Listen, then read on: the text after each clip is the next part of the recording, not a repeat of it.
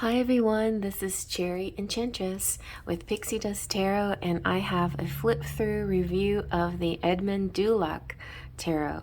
So I have a little bit of a artist collection in my tarots, and this is new and something that I've been wanting for a little while. Edmund Dulac's artwork is just so fairy tale like, so beautiful in fantasy that it just really suits my aesthetic and my genre here. So I thought I'd had to get this deck. So let's get into this deck. It's by Los Scarabeo. I like all their very creative, interesting decks that they make. But sometimes they do come in sort of a flip box type thing, which is okay. It makes it easily accessible, and the cards are easy material to shuffle and everything. Just sometimes it's not displayed in a very extravagant way. If you felt like you should have something like that when it comes to artist works. Tomorrow though, I'm going to show you a beautiful deck on our Daily Dust by Dolly, which is very beautifully displayed. So let's take a look at this deck. So first of all, it comes in this tuck box. Tuck boxes sometimes can be a little tricky opening and closing, and then they get a little frayed around the edges, but it's a 78 card deck with instruction booklets in a variety of languages, which is also a very nice feature of Los Scarabeo decks. Okay. I like this little intro card, it's nice. And that's the backing, which is also very nice. And here's the booklet, and here's another little card, an invitation card. Thank you for choosing this deck of magical cards. And they're inviting you to learn about tarot by following them, or the tarotassociation.net. I follow Los Scarabeo's Facebook channel. Yeah, so there you go. Tarot Sophie, like a society. Okay. And here is the booklet. So the booklet looks nice and thick. That's because it's in many languages. It's in English, Italian, Spanish, French, French and Portuguese. This deck is by Edmund Dulac. He was born in France. He became a citizen of the U.S. No, wait, English, sorry. Yeah, this is the golden age of illustration. 19th century and the beginning of 20th century. It's just, yeah, it's the setting, and the costumes become a canvas for human emotions. The settings, yeah, definitely, it's just really beautiful. So you get into these little descriptions, which I find helpful sometimes. And Los Scarabeo's funny about their wording. Sometimes they go off into a different. So we have coins and wands and cups and swords. And I think all the major arcana has the traditional words. Yeah. Okay.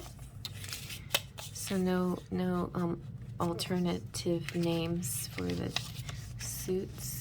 Oh, for the page we have the Jack. Well, that's interesting. The Jack, like in cards. And then a little blurb on how to read it, and then we go into the other languages. Okay, pretty simple. Okay. And I don't know, I like the illusion of kind of like that spongy look, but it's not really spongy, although it's pretty nice texture. And I like the little detail on top and bottom. It's pretty, I like that. Okay, so here we have the Fool,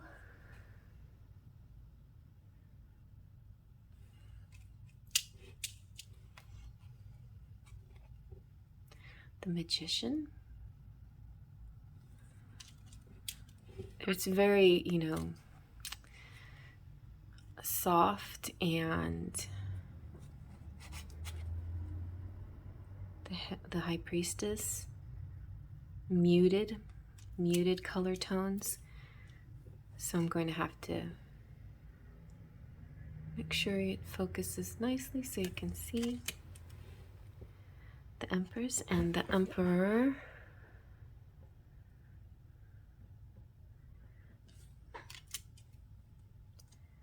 The Hierophant. So far, some good images. The Lovers.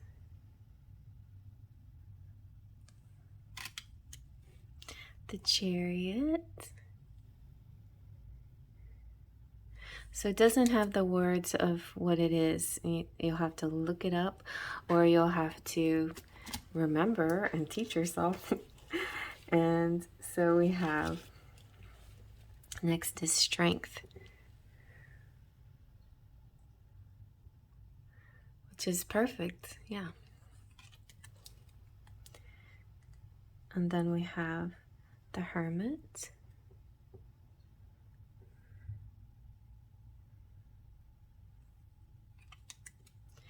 And we have Cinderella. And we have the Wheel of Fortune. Oh, no, I guess that would be Sleeping Beauty with the wheel right there. See if we can get this zoomed in. I think this is quite a famous image, and I love having sort of the fairy tale images. We have little nods to Cinderella and Sleeping Beauty, so I think it's perfect for me. We have a few zephyrs or fairy-like people. And this is Justice.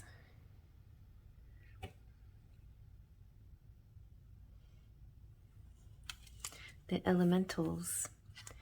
And here's the Hanged Man. So we have like Little Mermaid. I definitely go to the mermaids when I'm choosing images for the Hanged Man because of Pisces references. And Death.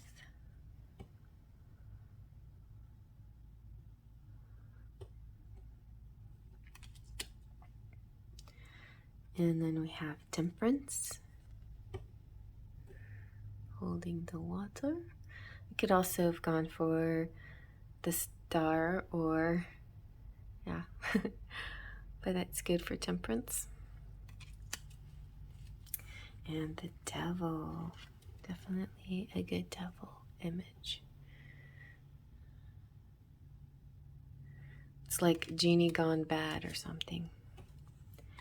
And then we have, okay, this is the Star. It's because of Stars at Night. Maybe, I think this might even be called, oh no, this is the Tower. The Tower. Very nice. I think it's one of the prettiest towers that I've ever seen. There's a lot of good towers out there. I like this one though. And then this is the Star. You see the maiden? I'll read the description of this one. A maiden dressed in gold flies over the night sky. Below her, clouds thin out, allowing mankind to see her. Her cloak of stars drifts over the world, bringing peace, beauty, and hope. This is hard-earned serenity, inspiration, and creativity. See how like different authors will use different keywords to say. I mean, definitely the main words were hope and that kind of dreams come true energy.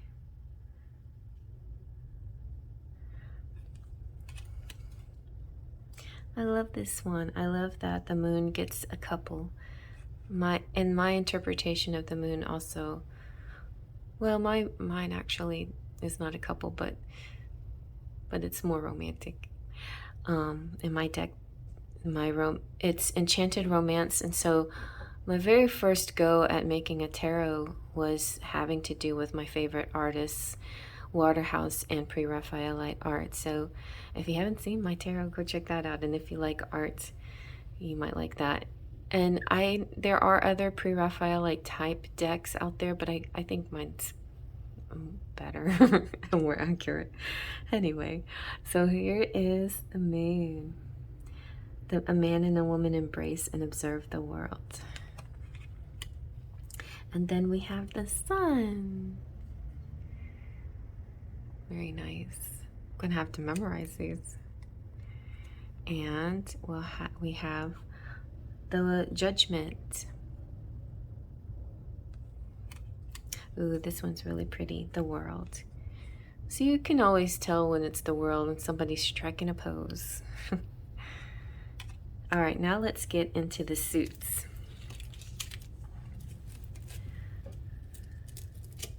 So they have the cups first, and we have Ace of Cups.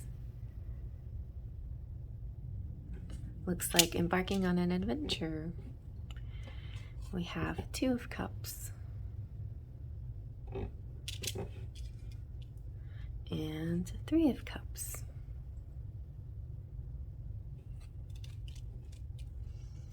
And Four of Cups.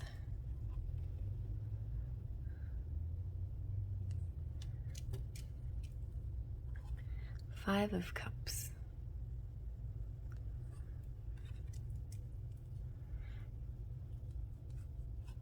Six of Cups. This kind of has Hansel and Gretel vibes to it.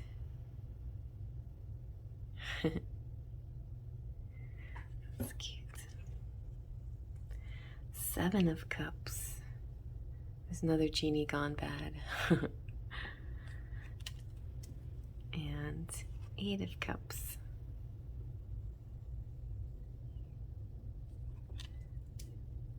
Nine of Cups. I like that. Very romantic. Very serene cards, kind of sleepy. 10 of Cups. This definitely looks like love and contentment by the seashore. And we have Knight of Cups. I like that couple. They're so cute. And we have, oh no, this is that would be, oh, okay, the Jack. The Jack of Cups. This is the Knight of Cups. And the Queen of Cups.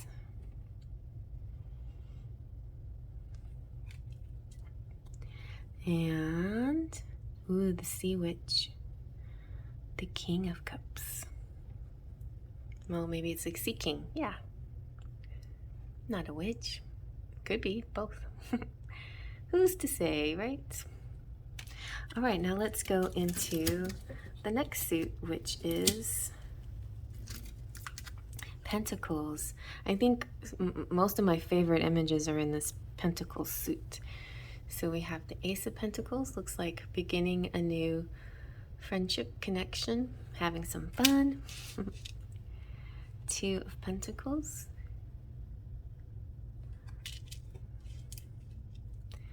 Three of Pentacles. That it looked like foosball. Let's guess it's weaving. Oh yeah, this is so perfect, you know, presenting their artistry. Very nice. I love this one. This Princess and the Pea.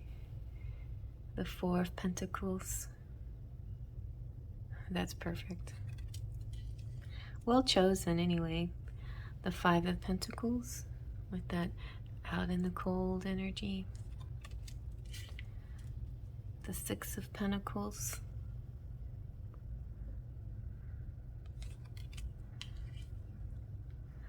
Seven of Pentacles. That's nice. I like it when you have couples pictures, even ones that don't traditionally have couples. It's good in readings. It's encouraging, right? So we have Eight of Pentacles, or discs, or coins. 9 of coins. So they're sitting pretty. Here we go too with the 10. Oh, this is so pretty. Like I could even see, this could be holographic would be really pretty, wouldn't it? Like little gold flecks would be pretty. I do like the edging though. I mean, the frame is very nice. And okay, so that's the jack, sorry, the jack of coins. Here's the knight of coins.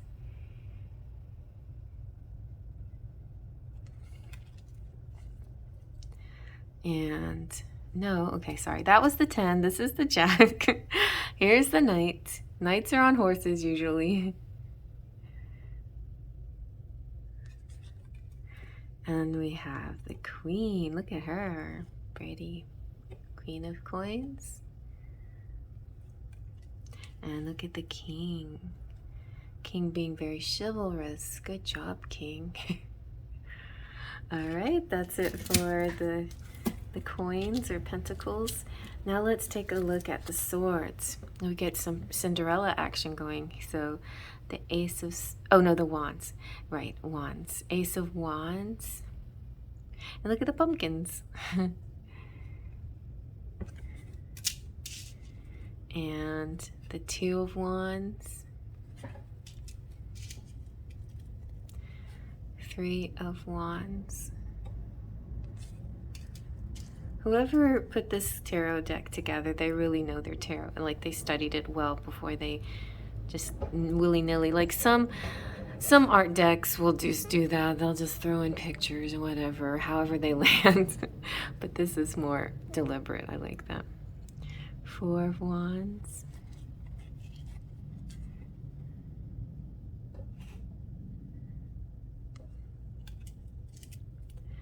5 of wands. 6 of wands. I suppose this could be slightly more majestic, but that's okay. It's nice. 7 of wands. Interesting. Okay, interesting. I like that. 8 of wands. It's like the angels are really trying to get your attention. That's really pretty.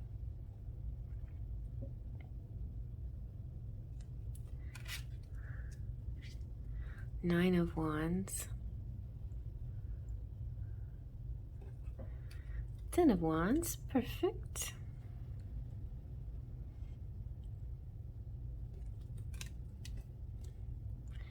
And then we have the Jack of Wands, the Knight of Wands, the Queen of Wands. Oh, I like that. Playing the guitar or whatever that is. The mandolin. And King of Wands. He's kind of like another Merlin type, like another magician. The men in here with their beautiful dark beards are so handsome. All right, now let's go into our swords. So we have our Ace of Swords,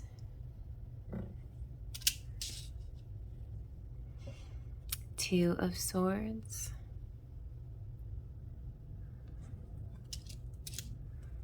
Three of Swords. Yeah, that's kind of how Three of Swords feels. We don't, even if you don't see a single heart anywhere, it is quite. The Four of Swords. It's nice. It's peaceful, restful. I like landing on the Four of Swords because it feels like a little bit of rest in this suit, because the suit can be quite intense. The Five of Swords. Five of Swords. Interesting. I'm curious about their description. 5 and 7 of Swords always get me a little curious about how people's take on them. Let's see.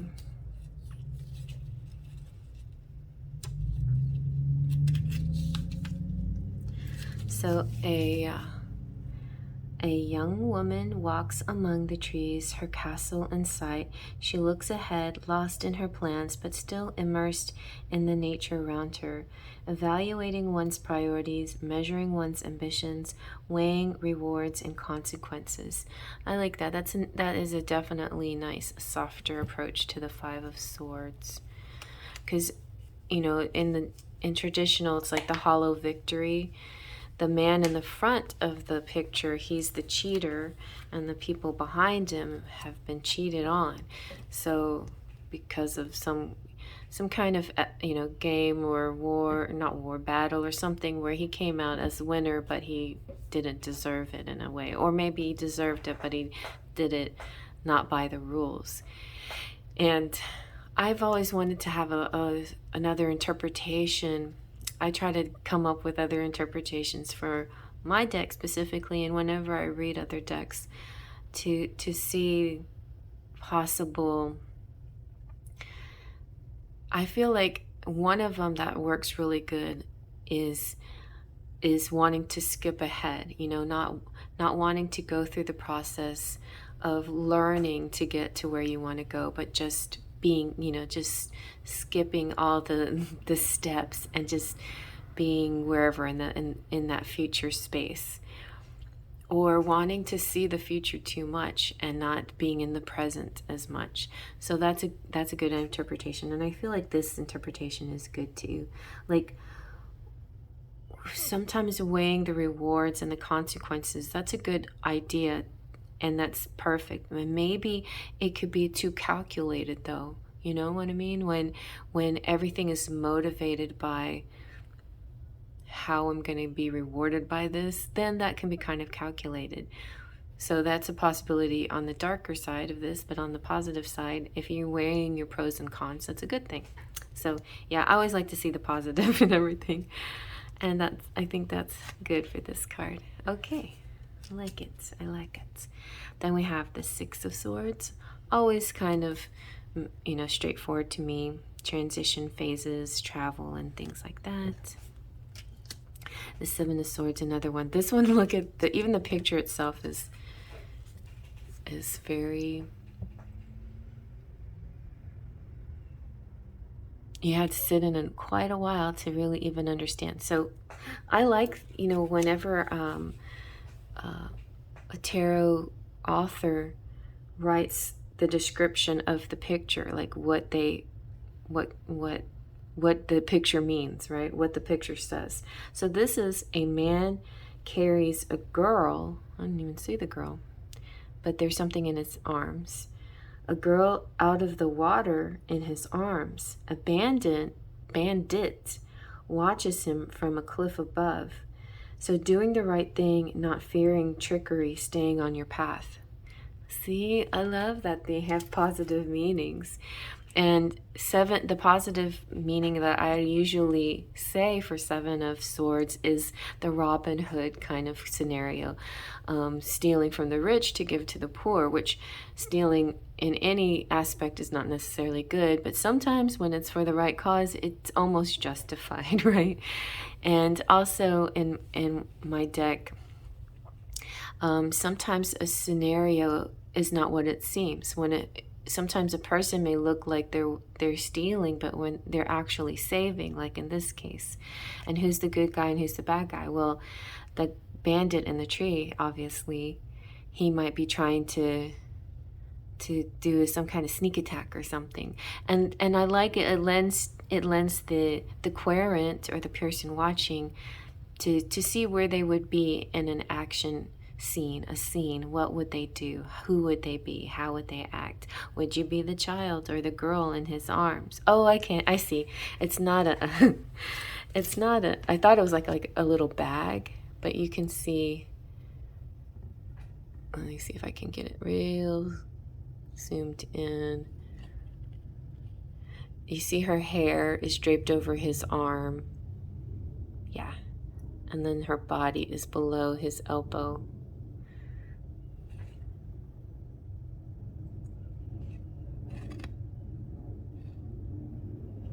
anyway, I'll autofocus on the 5 and the 7, but it's always one of those that perplexes me the most. Okay. And so we have the 8 of Swords as well. Good one. And the 9 of Swords. Perfect. The 10 of Swords. Interesting. Hardly ever see the 10 of Swords as an action type image, but that's pretty cool. And we have the Jack. It's like a student. So the page often refers to the students, the young person, the messenger. But I like that. The Knight. Interesting. The Queen of Swords.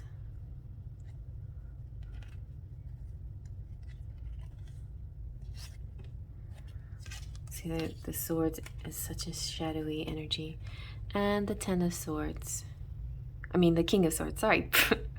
That's a nice happy king. I love the glowing lanterns, how pretty. Very pretty. All right, well, there you have it, you guys. The Edward Dulac Tarot. I will be, in just a short moment, doing a daily dust using this deck. So please take a look at it when it comes out. I hope you like that. Faith, Trust, and Pixie Dust.